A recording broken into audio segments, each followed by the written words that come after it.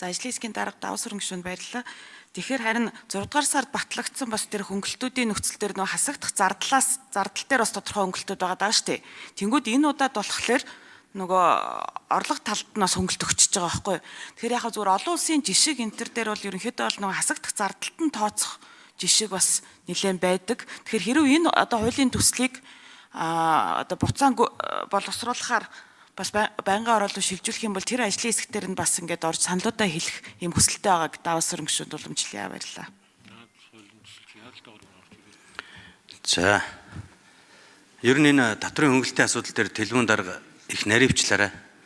Харилцан хамаарлал гэж яриад байдаг. Харилцан хамаарлыг одоо маш олон янзаар ойлгодог болчиход байгаа шүү дээ. Төрийн өндөр албан тушаалтны хамаарал бүхий этгээд гэж ярьдаг байсныг ахиад хуульчлаад өөрөөлгоцсон. Зөвхөн хамт амьдарж байгаа хүнийг харилцан хамааралтай гэж ойлгоно гэд хуульчлаа ийцсэн. Ахиад хамаарал гэд цаашаага бусад төвшөндөө ямар ойлголт байх вэ?